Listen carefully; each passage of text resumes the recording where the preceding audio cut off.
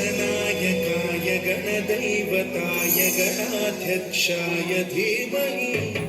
गुणशरीराय गुणमण्डिताय गुणेशानाय धीमहि गुणातीताय गुणाधीशाय गुणप्रविष्टाय धीमहि एकदन्ताय वक्रतुण्डाय गौरीतनयाय धीमहि गजेशानाय भालचन्द्राय श्रीगणेशाय धीमहि एकदन्ताय वक्रतुण्डाय गौरीतनयाय धीमहि गजेशानाय भालचन्द्राय श्रीगणेशाय धीमहि गानचतुराय गानप्राणाय गानान्तरात्मने गानोत्सुकाय गानमत्ताय गानोत्सुकमनसे गुरुपूजिताय गुरुदैवताय गुरुकुलत्रायिणे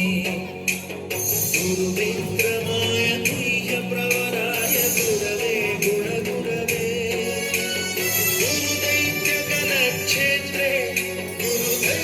गुरुधर्मसदाराध्याय गुरुपुत्रपरित्रात्रे गुरुपाखण्डखण्डकाय गीतसाराय गीततत्त्वाय गीतगोत्राय धीमहि गूढगुल्फाय गन्धमत्ताय भोजयप्रदाय धीमहि गुणातीताय गुणाधीशाय गुणप्रविष्टाय धीमहि एकदन्ताय वक्रतुण्डाय गौरीतनयाय धीमहि गजेशानाय भालचन्द्राय श्रीगणेशाय धीमहि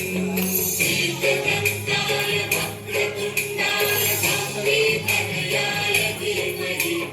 गजेशानाय